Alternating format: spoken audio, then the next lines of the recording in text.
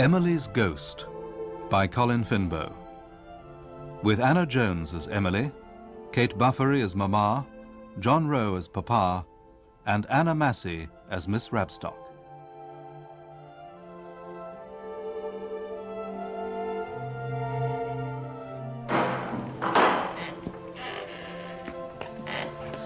There was nothing strange about the house at first.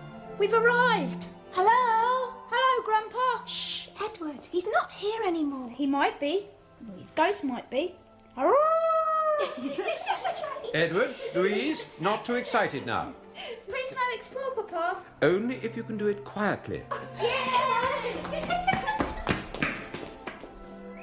It seemed that we had been travelling all day, bouncing behind the horses in the carriage to Paddington.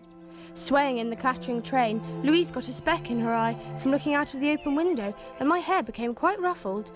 Mamma and Papa were not at all ruffled. Papa read his Times, and Mamma looked out at the passing countryside as if we were going on a day trip to the seaside, not leaving London forever. Quiet, Emily! You're making sufficient noise to waken the dead. Algernon, don't be tactless. Oh, I'm sorry, my dear.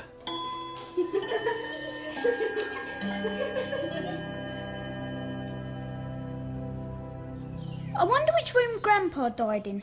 Don't be so horrible, Edward. He died in bed, you know that. He died in his bedroom.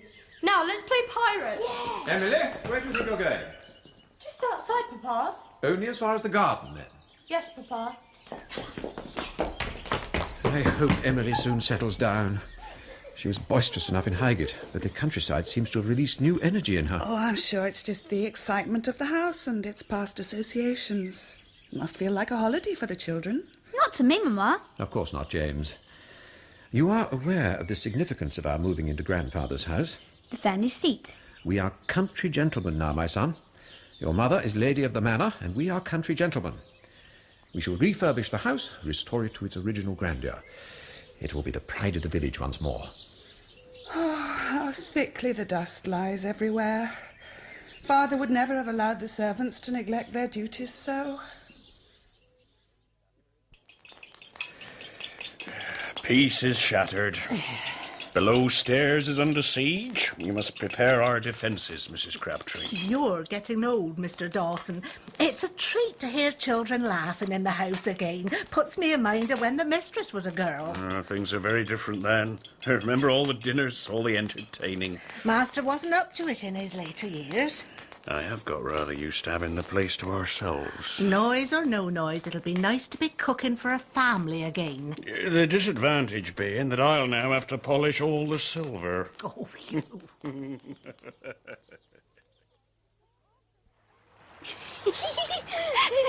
Papa said only as far as the garden.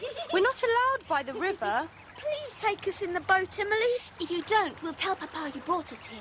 I'm not much good at rowing. I couldn't handle the boat in this current. So you might as well stop untying the mooring rope, Edward. Edward! Louise, stop struggling with Edward at all!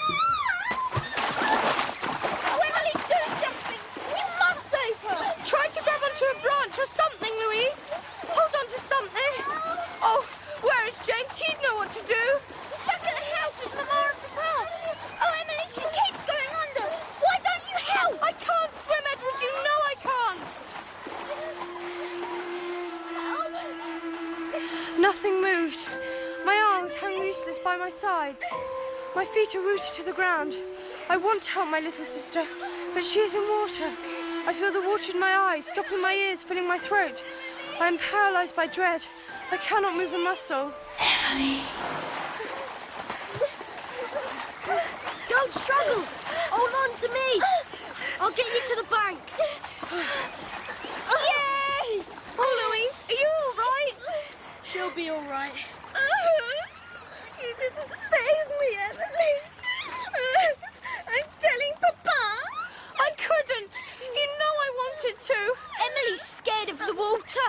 Oh, boy, please don't go. We want to thank you. He's not listening, Emily. Thank you. I distinctly told you to stay in the garden. Did you not understand me, Emily? I am sorry, Papa. Sorry will not do. The river is not a safe place for the little ones or you to play. You rang, sir? Yes, Polly. You will show Miss Emily to her room, where she will be confined until dinner time. Very good, sir. I suppose Mamma was a little angel when she was a girl, Polly. I couldn't say, Miss Emily. I was little more than a child myself in them days. Not my place to judge others. I'm sure she was never in as much trouble as I am. Where are you going, Miss Emily? To the nursery. Oh, you're not in the nursery anymore. This is your room now. The big room. A room of my own. You're a big girl now. Just like James. He's not a big girl, Miss Emily. I mean, a room of my own, just like him. This room was always kept locked. I've only ever been in here once before. It's all right, Emily. You can come in. Sorry, Grandpapa. I didn't mean to be nosy. I was just passing and the door was open. While you are my guest, the whole house is open to you. There are no secrets here. This room is usually locked because it was your grandmother's sewing room. Sentimental old fool that I am. I didn't want intruders here. You see, to me, it feels as if she's still here. Will there be a cure for tuberculosis one day? Medical science is advancing all the time. Someday there will be a cure for every ill. And I will find it. I brought some hot water for you to wash, Miss Emily. I thought it wouldn't be long before you got sent to your room. Thank you, Polly. I was going to put your nightdress out, but I wasn't sure where it was. I haven't been sent to bed, you know. Oh, no harm in being prepared. I think I packed it in the basket. Everything was such a rush. I'll have a look for you. My clothes aren't so bad, Polly. It's a rat, Miss Emily. A great white brute with red eyes. Climb on the bed, quick. It's all right, Polly. She won't hurt you. It's only Emmeline, named after Emmeline Pankhurst. One of James's school friends swapped her for some stamps, and I swapped her for an Easter egg. They're vermin. They breed plague. Only wild ones. Please don't tell anyone about her, Polly. She's the only friend I can talk to. Oh, well, as long as it stays in that little cage, it's all right with me, Miss Emily. What an exciting day. It will take at least an entire page in this diary. Apart from the disaster, it was rather like all the holidays we have spent here. It certainly is strange to realise that this is now our home and I have a room of my own. I'm sure I will like it here. Is that you, Louise? Are you all right? Louise? Would you believe it, Emmeline? There's no one there. They're all out in the grounds. Can you see? The whole family enjoying the fresh air, while I cannot even open this window. Efficiency. That will be essential. Too many servants have been retained for sentimental reasons. Fortunately, the gardens and grounds are planted with mature trees and shrubs, which will ease the work of the gardener when we relieve him of his assistance. Lillian, my dear, would you and the little ones care to rest a while in the rose garden whilst James and I take a stroll by the river? Of course, my dear. I never want to go near the river again. We are all quite safe, Louise, as long as we do not stray from the garden. Whatever could have possessed your sister to bring the little ones down here? I cannot imagine, Papa. She's been warned 1,000 times of the dangers of this river. When it is in full flow, the current is powerful enough to carry even a full-grown man to the weir. A sobering thought, Papa. Alas, not to Emily. She is quite incorrigible. I shudder to think of her becoming our senior child, but it must be. All too soon now. That is why I wanted you and I to have this little talk in private. Because Emily's growing up. Because you are growing up, my son. You will soon be venturing into the wide world, where a great many snares and dangers await you. I know I can trust you to uphold the good name of the Forbes Wood family, if you understand my meaning. Yes, Papa. There will be those who would wish to undermine your resolve. James, what are you doing? I wonder what these little bits of paper were. Little squares floating. Well, take care or you'll fall. I'm holding onto the tree. Papa, I'm quite safe. What do you suppose these are? Look, there's a letter written on each one. Well, probably some lad wrote the name of his sweetheart on a piece of paper and cut it up when they fell out. It is a name. Why should they cut it into 5 such neat squares? There's an M, a Y, an E, L, Emily. Silence! I am Miss Rabstock. You will say good morning, Miss Rabstock. Good morning, Miss Rabstock. Good morning, children. I am aware that the summer holidays have not yet drawn to a close, but not for you, the futility of idleness, for the Forbes Wood family is favoured by the dignity of learning. What is she talking about? I don't know. Season of mists and mellow fruitfulness. Our autumn is a spring of understanding. Your young minds will blossom, not in the village school with the hoi polloi, but in a manner befitting your new station in society. I am to be your governess. Oh, no. What is it, Louise? Please, Miss Rabstock, I had a tummy ache. You must not bolt your food. Yes, Edward? Please, Miss Rabstock, why isn't James here? Have you not been told of his triumph? He is to attend a boarding school. He has a place at Rugby. Your elder brother has come of age, Edward. None of my lessons for him. I wish I could come of age. He will work hard, as you will work hard. The time of slothfulness is past. It is time for arithmetic. On the front cover of these exercise books, you will write, in your very best handwriting, my arithmetic book, and your name. What have you got there, Emily? Nothing, Miss Rabstock. Just some paper that fell out of my book. I hope it was not a note. I will not tolerate notes. No, miss, it was nothing. Well, let me see. What is the meaning of this? Please, Miss Rabstock, they're just cut out letters. I don't think they have a meaning. They mean that you are inattentive. What is the matter with your ears? I thought I heard something. You will hear the slap of my cane unless you mend your ways, young lady.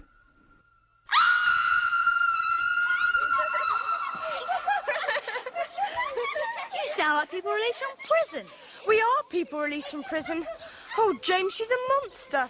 When Papa said we would soon resume our studies, I never imagined that he meant today. There was so much I wanted to do. Sorry for you to laugh. I do feel sorry for you, honestly. And you almost got me into trouble.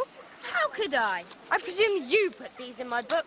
Little squares of paper spelling my name. Where did you get those? Don't play the innocent with me, James.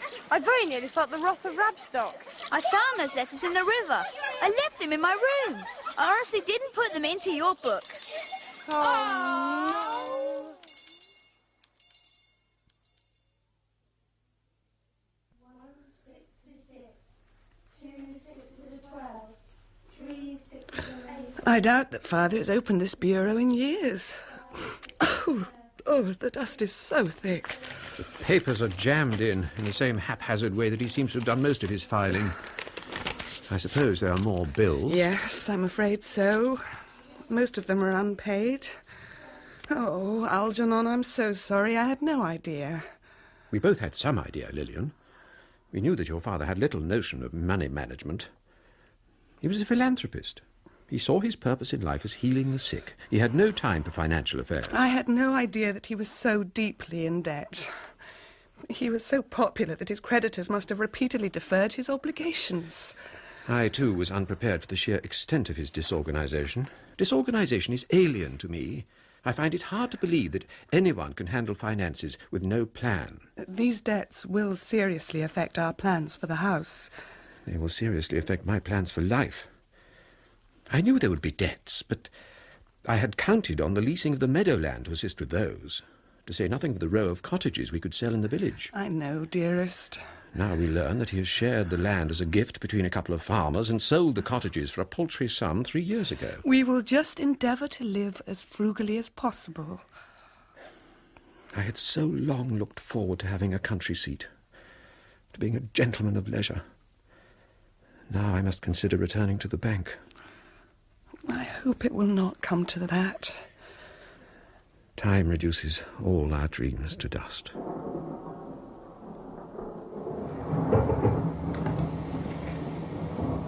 All night the rain beat down upon the old house and the thunder roared. In a deep, dark cellar, the ghosts awoke and the skeletons rattled their bones. Slowly and stiffly, they stood up for the first time in centuries. They rattled up the stairs and the doors creaked open. Suddenly, they are outside the nursery door. It was a wind. It was a ghost. All the nice girls love the sailor. All the nice girls love a tar. Falls in love with Kate and Jane, and then he's off to sea. What in the name of goodness is going on here? We were having a Pyrrha show, Papa. A Pyrrha show? In the middle of the night? The little ones couldn't sleep for the storm, so I told them a story to help them relax. We couldn't sleep because of the ghosts. And Mamma and I could not sleep for your infernal noise. James and Emily, return to your rooms at once. Edward and Louise, go to sleep immediately. Good night, Papa. That's very strange. I'm sure I left these paper letters in a little pile on the dressing table. Someone has spread them out to spell my name. Emily. Who's there? Is anyone there? E-M-I-L-Y, Emily. You're pushing it. We're not. E-M-I-L-Y. We're coming to get you, Emily.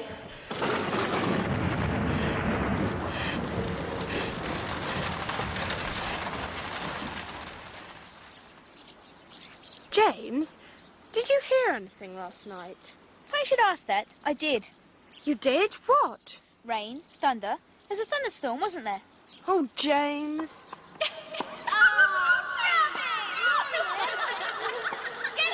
What was that? What?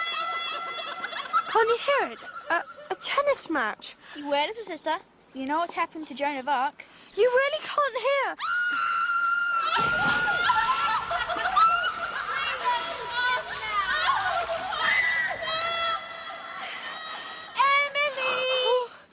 Don't look so startled. It's only Louise calling. Emily, Papa wants to see you in the drawing room. I am disturbed, Emily. Sorry, Papa. I didn't mean to disturb you. Your behaviour disturbs me. Miss Rabstock informs me that you are late for class. The second day of your lessons and you arrived late. In fact, when I received this news, you had still not arrived. What have you to say? I am very sorry, Papa.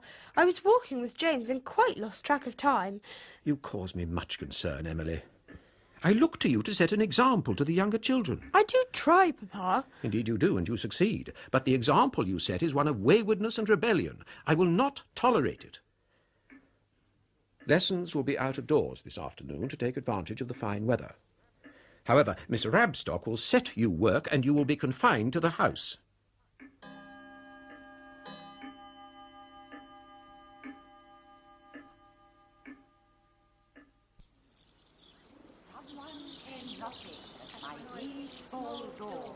Someone came knocking, I'm sure. It's so hot. I should have worn a different dress. This satin is too thick for summer. You must be suffocating in there, Emmeline. My armpits are the hottest part. There you are. Fresh air. What do you think of the grounds? I say, you all right? Emily? How do you know my name? Rest in peace, Emily. Yeah! Oh, James nearly killed me. Who's the naughty little girl, then? Did you see... I saw someone sneaking behind the trees when I know that someone has been ordered to stay indoors. You didn't see the girl? What girl? There was a girl here. A girl in a white nightdress. She spoke to me. Sounds like a spook. No, really, James, she was real. Where is she now, then? She vanished when you jumped out on me. He does funny things to me, too. I tried smoking one of Papa's cigars by the river, and I felt quite giddy. Well, I see you've got Marmaduke. Emmeline? That's what I wanted to ask you about. Can I take him to school with me? He's a she, and no, you can't, because we swapped her fairly. But I ate your Easter egg Largo. Well, that's your fault for choosing something so temporary. He seems to be quite happy with you. Perhaps he'd not take too kindly to having so many boys around. I wish I were going to rugby in your place. You may be a tomboy, but I think they might notice. Boys have all the advantages. My education stops now, but you can go on to university and study whatever you fancy and get a degree. You'll inherit the house and bring honour to the family, while I will marry someone I dislike, just to please Papa, and spend the whole of my life raising children. Surely that's what women are supposed to do.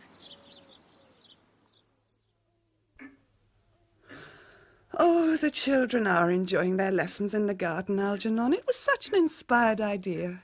I think Rabstock was a little less than enthusiastic, but I am determined that the children shall benefit from living in the country. There's time enough in the winter to be indoors. It is such a pity that Emily spends so much time indoors. When she behaves as sensibly as the others, she will share their privileges, not before. She seems to be suffering from a rather rebellious turn of nature of late. James is already 13, and he has never been rebellious. What are those pictures in your pocket, James? I found them in Papa's drawer. No need to look so guilty. I don't mind you looking at pictures of naked women, as long as you don't expect me to look at pictures of naked men. I'm just so bored. I can't wait until tomorrow, and yes, I'm dreading it. You remember when I heard strange sounds in the garden? Yes, I do. And now you're seeing things as well. I wish I saw girls in night dresses. I don't really believe in ghosts because they're unscientific, but I think there is a possibility that the house could be haunted.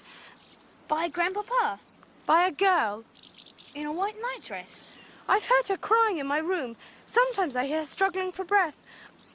You don't believe me, do you? Of course I do. If you say you've seen a ghost, why should I disbelieve you? I shall miss you when you go to rugby.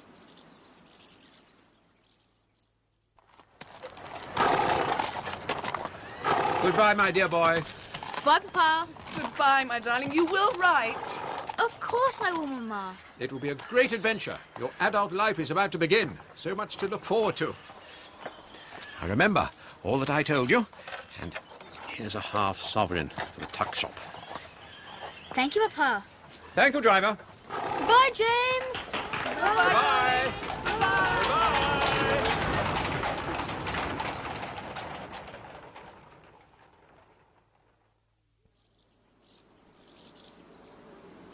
We are privileged to be living in an exciting age.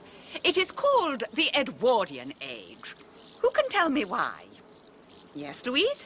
Please, Miss Rabstock, because our king is Edward. Exactly so. Our king is Edward, and our country Great Britain. The British Empire occupies 1/5 of the land surface of the entire globe. We have seen the British flag unfurled. What is it, Emily? Please, Miss Rabstock, what lesson is this? Geography. We have seen the British flag unfurled in ever-increasing territories. This great nation is spreading its creed to the heathen and the heretic. What is it now, Emily? Please, Miss Rabstock, do you think women will get the vote? What on earth has that got to do with geography? Women live in all countries. Stand in the corner. Please, Miss Rabstock, which corner? Leave the classroom at once. Oh, Louise, fan my neck. I need to cool down. Then how fortunate that the hosepipe has been left lying at your feet, and how fortunate that the tap is on the path from the garden.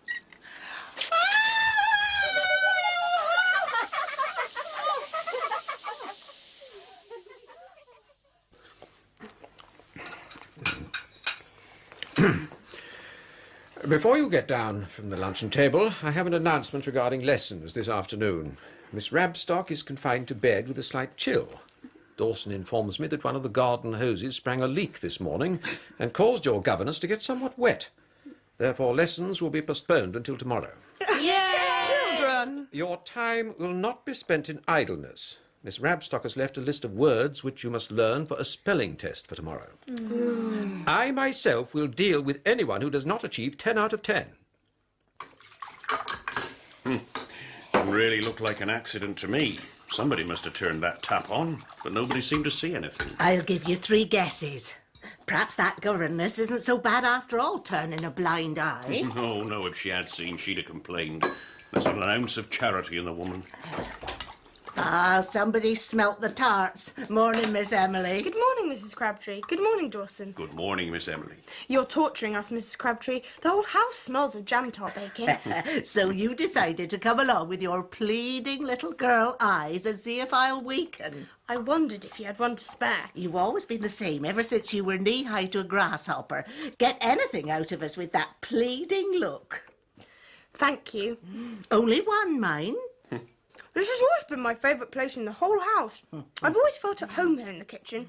Nothing ever changes. Yeah, well, we get a little older, I'm afraid. You don't seem any older to me.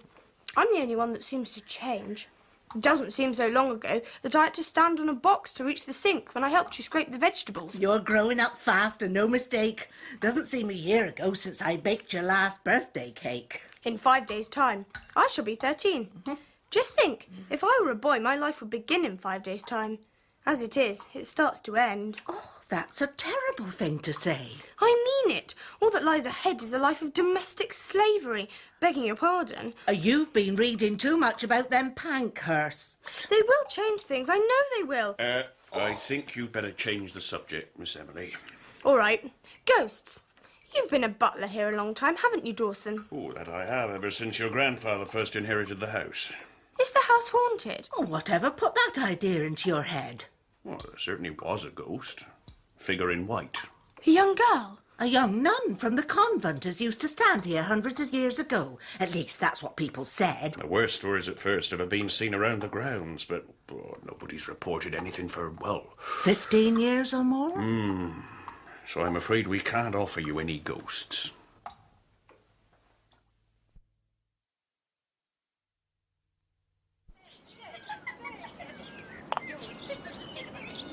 The children are asking for dyspepsia, playing croquet so soon after eating. I don't think children suffer from dyspepsia, my dear. I wish I were a child again. I do beg your pardon. It's all the worry over this house that has brought it on. That and Emily's defiance. Oh, I do worry about her, Algernon. She's becoming a stranger. Apparently, she was asking Rabstock about the women's movement the other day. Emmeline Pankhurst and her hotheads? What can she know of them? She does read the newspapers. Does she indeed? I never know what that girl will be up to next.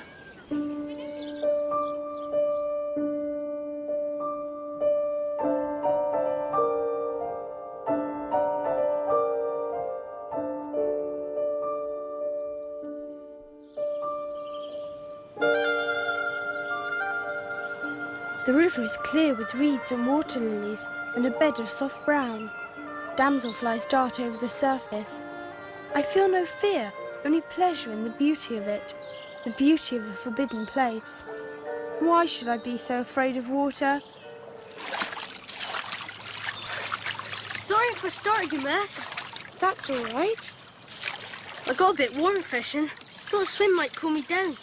You gonna report me? Why ever should I? Trespassing on your land.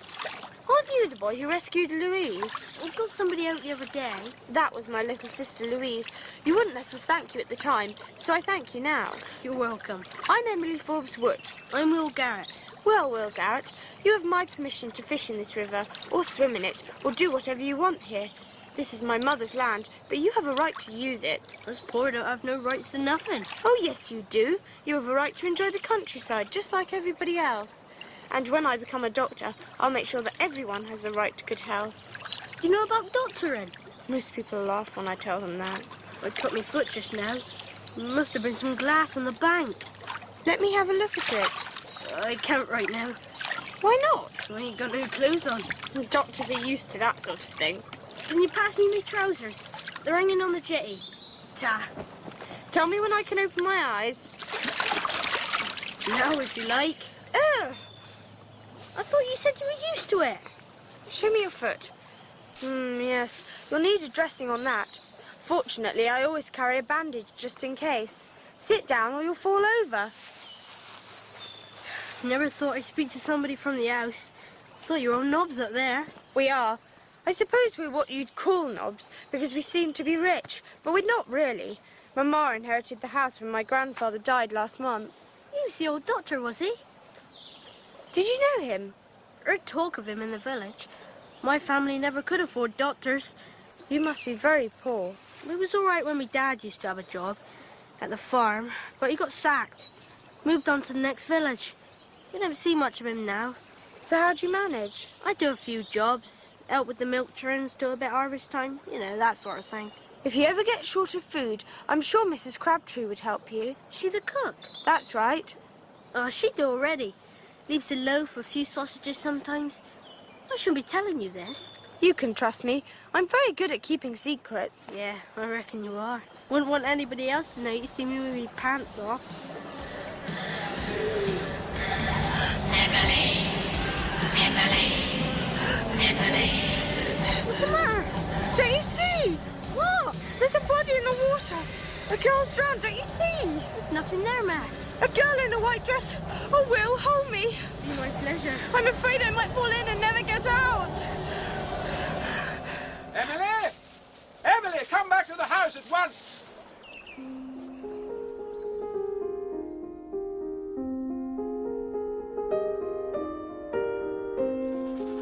This has been the strangest day of my life. The most terrible thing happened by the river. I saw a vision of myself drowned, lying face down in the reeds. It makes me go cold to think of it. I know it was a vision, but it seemed so real. That was the terrible thing. The other thing was the best thing. I met a boy I didn't hate. His name is Will.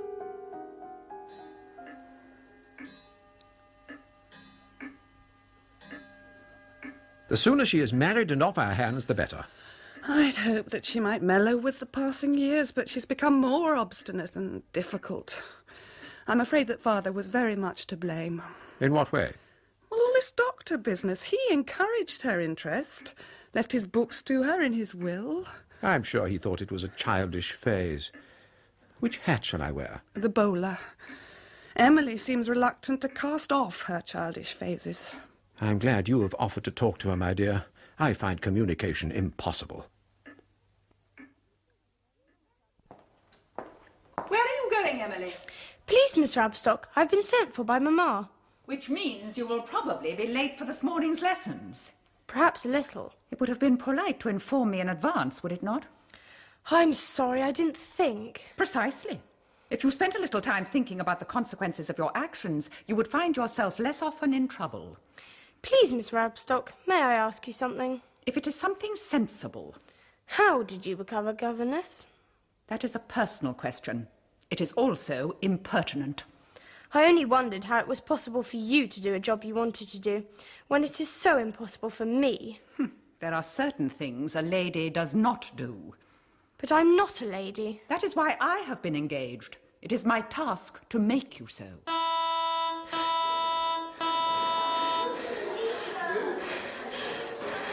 I'm surprised that you look so fearful. Many young girls would envy you. Don't you hear anything, Miss Rabstock? I hear your mother running out of patience. Return to class without delay. I don't want to keep you from your lessons, but what I have to say is rather important. I am sure you realise that a house such as this is very expensive to maintain. Yes, Mamma. Unfortunately, your grandpapa did not leave me a great deal of money when he left me the house. He used to give it away. Quite so, which was a little foolhardy when he was custodian of the family seat. The time could come, Emily, when the house will have to be sold. I hope not in my lifetime, but we are in need of money now, and that is why Papa is going to London tomorrow. He has some business colleagues connected with the bank who may be able to assist us financially. Do you understand? Yes, Mamma. Now, I tell you these things, Emily, because you are now the eldest of our children at home, and we expect the utmost responsibility from you. No more daydreaming or being late for lessons, no more leading the little ones into mischief, and no more clandestine meetings. But, Mamma, I haven't met a clandestine. Papa has given me full details of the hand-holding he observed by the river, a place you are forbidden to visit. I am sorry, Mamma. I won't go there again. I thought I'd find you here. How's your foot? Bit sore, but I kept the bandage on. I'd better see how it's coming along. Catch any fish yet? Too hot. Beggars are too lazy to bite. I've brought some lint and some antiseptic so that I can dress this properly. Thank you, Doctor.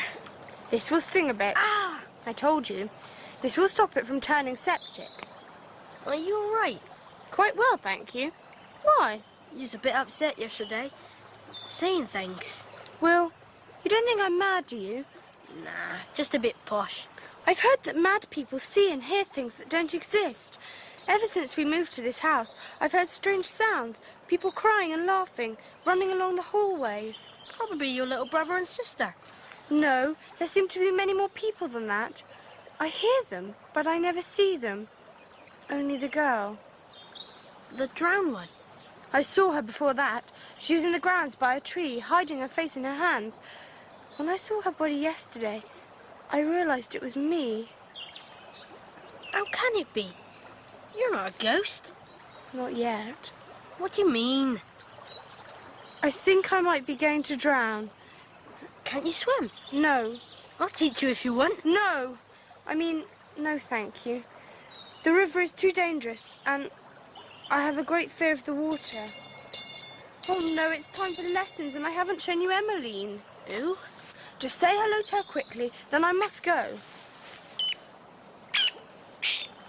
You keep a rat in your dress? Not all the time. She's named after Emmeline Pankhurst, my heroine. Who's she? You have a lot to learn, Will Garrett. I was surprised to learn that your father had left for London this morning by the early train and will be away for days, possibly even weeks. In the meantime, he has entrusted your discipline to me. I will be very severe with anyone who attempts to misbehave. We will conjugate the French verb avoir. J'ai, tu as, il a, elle. Nous avons, vous avez, ils ont, elles ont. And again.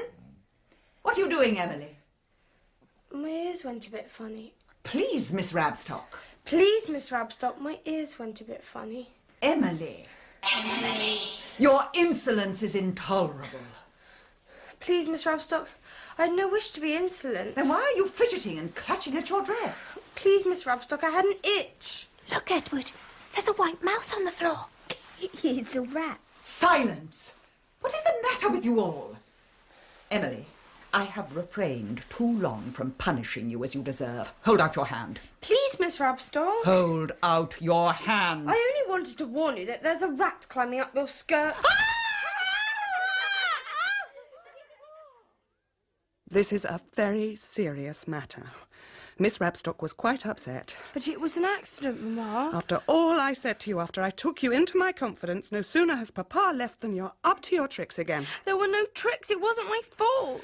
I'm pleased to see you, Tearful. It's the most ladylike response you've given of late. I don't want to be ladylike. Emily. I want to have a proper education. I want to go to university, have a career. I want to discover new medicines. I want to make people well, but no one will listen to me. No one understands. Emily, take hold of yourself. I have to be what you and Papa want me to be. I can't ever be myself. Young ladies do not go to college. I know you'll never let me, and it doesn't matter now. I'll never grow up to be a doctor because I shall never grow up. Whatever do you mean? I shall never grow up because I'm going to drown. Oh, my poor child, where did you get such an idea? I saw... Oh, Mama, I've not dared to tell you, in case you'd laugh at me, but I am being haunted. Emily. Mama, you must believe me. Something is wrong with the house. It isn't Grandpapa's house anymore. No, it is my house. I can't explain. I feel that something terrible is going to happen and that I will be unable to prevent it because of my drowning. Emily, that is quite enough of this nonsense. I'm feeling quite exhausted. So many strange things are happening. I leave the letters piled up, but they never stay as I put them. What letters? Oh, dear. You're giving me one of my headaches. See for yourself if you don't believe me. Come to my room and see.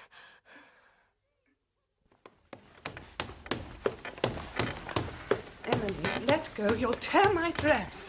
When I left them, the letters were in a neat pile. Now see if they've changed. They're in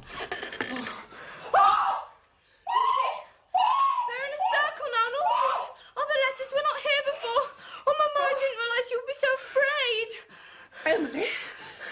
There's a rat. Oh, that's another wine glass gone. Oh, I never touched it, Mrs. Crabtree. It just fell in the sink. Oh, don't you start. There's enough scary goings on with Miss Emily and her visions. Polly, the mistress has asked me to remove a certain item from Miss Emily's room. Should the poor girl be upset, you can tell her that I will return the item at an opportune moment. I would if I knew what you were talking about, Mr. Dorset. Well, let's say by way of a clue that we did not wish the mistress to, smell a rat. Oh, talking of rats, that governess has gone, left by the milk train this morning. Oh, thank the Lord for that. Perhaps Miss Emily will get a bit of peace now. I fear Miss Emily has anything but peace ahead. The mistress has concluded that the poor girl is possessed by a demon. Never. She's confined her to her bed and consulted the Reverend. Oh.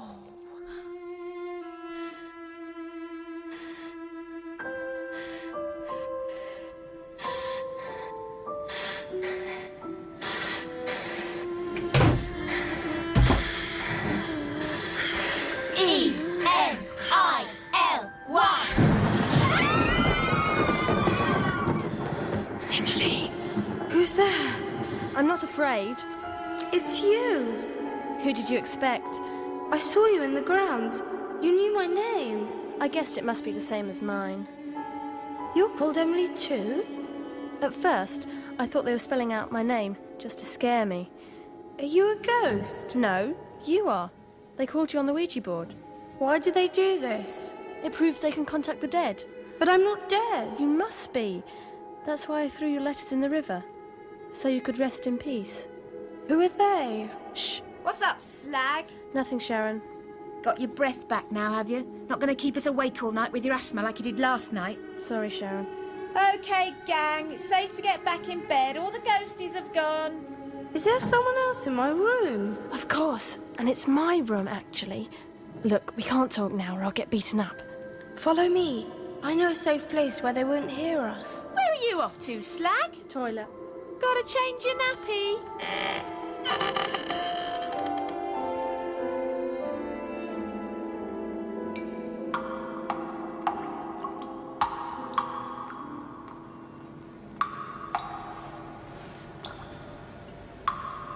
I always come here when I want to escape.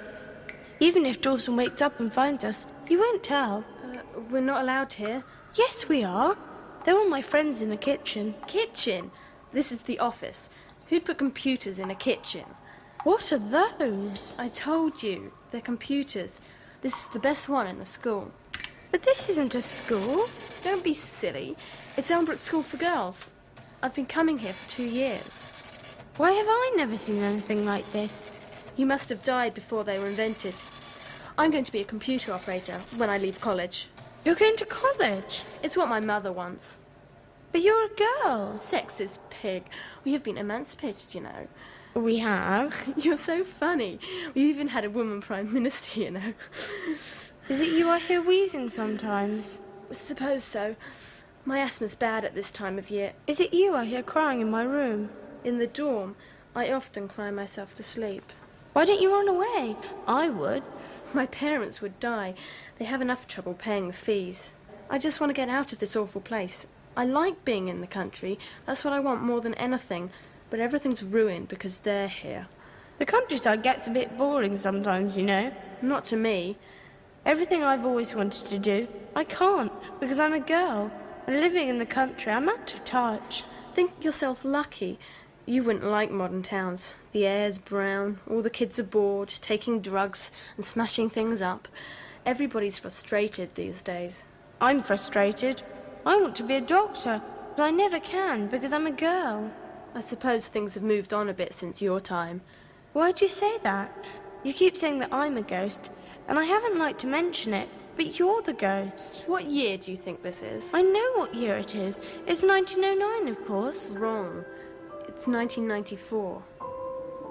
Emily!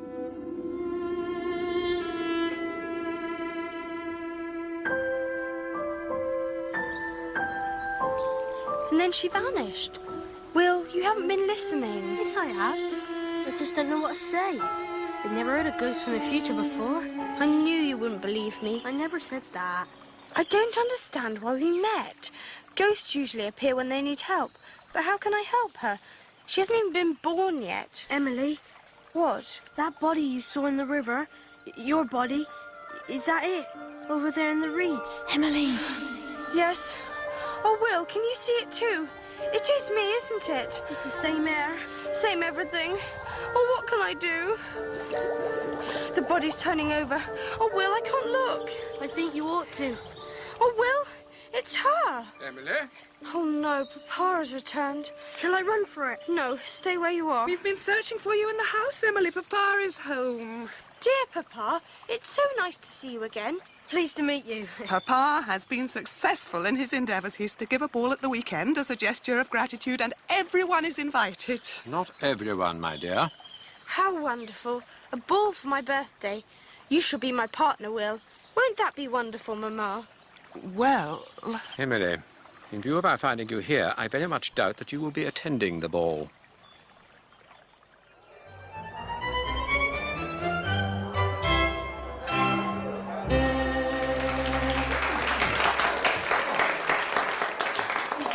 Ladies and gentlemen, may I welcome you to our harvest ball. I realize that summer is not yet over. The harvest to which I refer is the gathering of your financial assistance. And on behalf of my wife, Lillian, and our dear children, now safely tucked into bed, may I thank you for your generosity, which has not only made it possible to open this ballroom once more, but has assured the security of the house for the foreseeable future. From the bottom of our hearts, we thank you.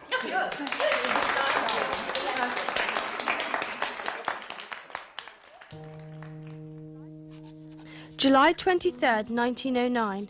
Papa is home, Emmeline has been taken away, and I am not a ghost. My namesake from the future is the one who must die, unless I can prevent it. If I am meant to prevent it. I am so confused by all the supernatural events, and yet strangely unafraid.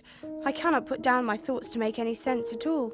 I am writing this because I am confined to my room for going to the river and meeting Will. I pressed some herbs in the flower press Mamma and Papa gave me, and I am now listening to the music from the ballroom. It is my 13th birthday. Come in. Oh, Polly, I hoped it was you. I'm sorry to be a bit late, Miss Emily. I stopped to look in at the ballroom and I got so carried away. Have you got it? Yes. Oh, thank you. I checked that it hadn't got the moth. I only hope it fits. I'm sure it'll be perfect, Polly. One of the ladies in the ballroom left her mask on a chair, so I borrowed it for you. You think of everything, Polly. Oh. There.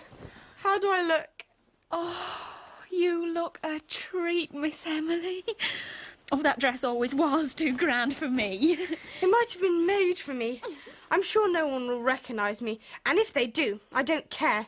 I can only be sent back to my room. I shall take great care of it and return it to you before midnight, like Cinderella. Oh, no need to do that. I don't have no cause to wear it. You can have it as a birthday present. Oh, Polly, thank you.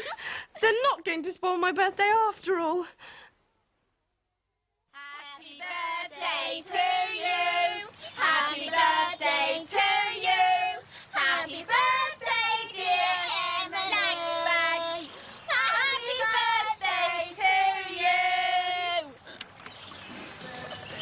Happy birthday, slag. How'd you like your party? It's okay. See, there was nothing to cry about, was there, Emily? Did you think we were bringing you to the river to beat you up? Not really. I felt a bit wheezy. I thought I'd better stay in. Oh, we brought you here to help you.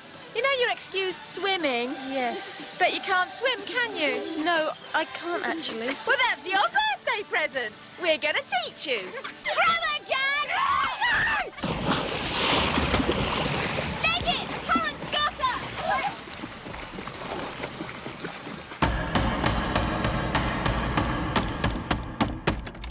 What is it, young man? Can I see Miss Emily, please? It's urgent. Who shall I say wants her? Just tell her Will. Will, what has happened? I heard a scream. She was in the weir. I managed to get her out. but it was too late. Oh, no. It's all my fault. I was supposed to save her. We must go to her. It won't do no good.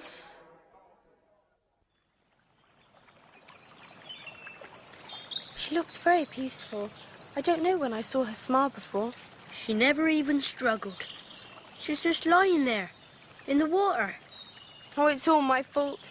Oh, Emily, I'm so sorry. I know I was meant to save you. No, you weren't. But you were dead. Nothing dies. Are you all right? I think so. The riverbank looks so different. There's so many trees, everywhere green and alive. No wire fences and building sites. I wish I understood. I ain't even gonna try. Can I talk to Emily alone, please? That you can. I got fish to catch. You had gardens, roses everywhere. In my time, it was all tarmac tennis courts. I can't wait to see the house. Are you still a ghost? No, you're still the ghost, Emily. How can I be? A ghost's someone in the wrong place, in the wrong time. We're sort of time twins. We were born on the same day, but in different years. And that's why we kept getting mixed up. Nearly 100 years apart? I think we met because we were both unhappy in our time. You were. I'm happy. Didn't you want to have equality? Become a doctor? It was my dream. It was only a dream in your time. It could be reality now. It was like that in my time, in 1994. That's where I'd like to live then. Do you really mean it? Don't be silly. How could I? You could take my place. Take your place? Only if you really wanted to. But I like being who I am. You still would. We just look like each other to other people, but the way we look doesn't mean anything. We'd be the same people inside. There'll be so much to learn. The computers and everything. So many developments in medicine.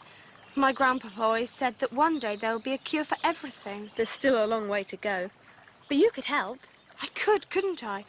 It's what I've always wanted. Would I ever see my family again? You wouldn't need to. I'd take care of them. Are you sure they wouldn't see we're different? We'd look the same to them.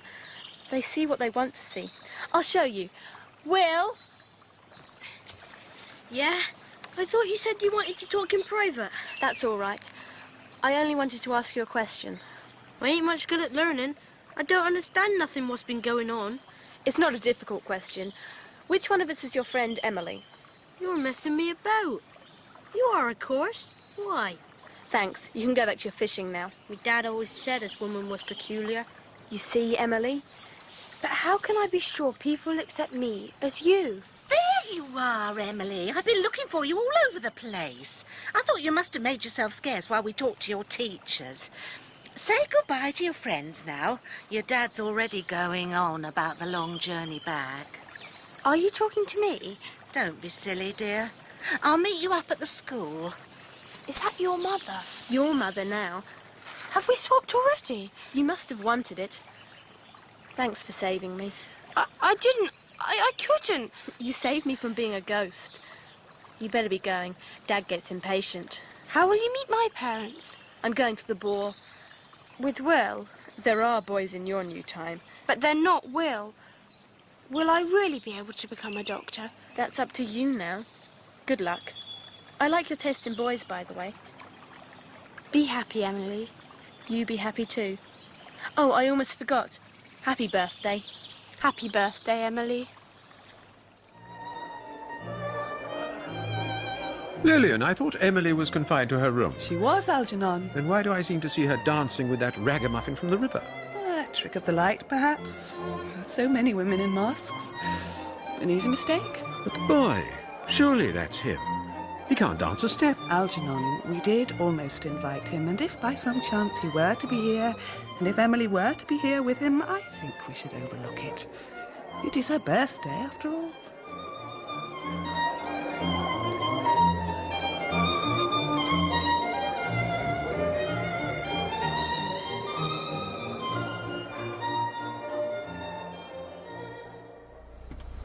Here she is. Well, about time, too. Where'd you sneak off to, Emily? Just down by the river. Well, it's time he was making a move. You know how busy that motorway gets this time of day. Your mother's going to drive. Am I? Well, be as well. I'm a bit over the limit. Oh.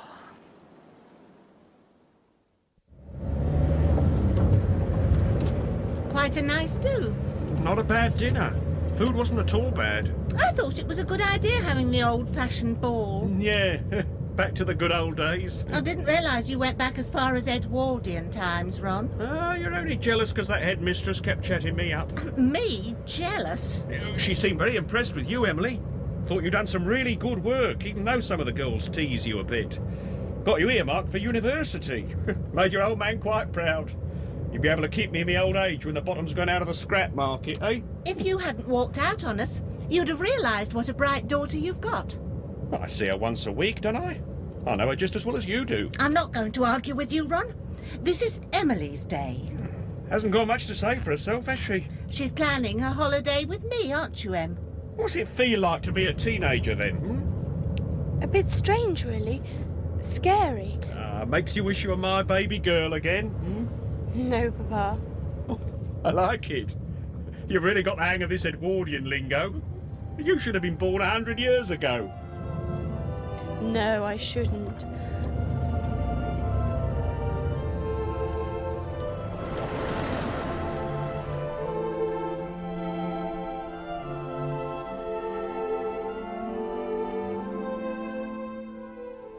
Emily's Ghost was written by Colin Finbow. Emily was played by Anna Jones, Papa by John Rowe, Mama by Kate Buffery, and Miss Rabstock by Anna Massey. James was played by Daniel Main, Louise by Una Beeson, Will by Nicholas Yeoman, Edward by Michael Tuchek, Dawson by Gareth Armstrong, Mrs. Crabtree by Tina Gray, Polly by Kathy Sarah, The Ghost Emily by Emily Howes, Grandpapa by Colin Pinney, and Sharon by Elaine Claxton. The play was directed by Cherry Cookson.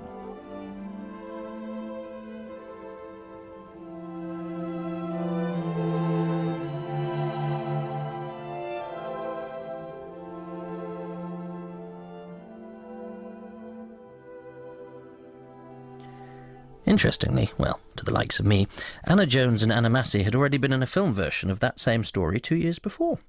But a much deeper past resurfaces itself in next week's offering, an adaptation of Peter Ackroyd's Hawksmoor, in which some modern-day murders echo gruesome goings-on from 300 years before. You're leaving the seventh dimension. Yes, so am I. That's it. That's the end of my latest stint on the seventh dimension, but I'll be back at some point soon, hopefully with news of a play what I have written for Radio 4. Yes, The Mothership. It has a famous actor in it and some jokes about cheese, but that's all I'm telling you for now.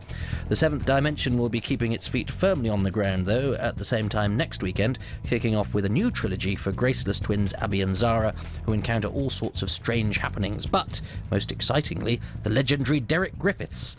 But for now, we are withdrawing your access to sci-fi and horror as we're embargoing it all until next time we unleash the seventh dimension. I'm Toby Haydock, a wolf in geek's clothing, but without the wolf bit.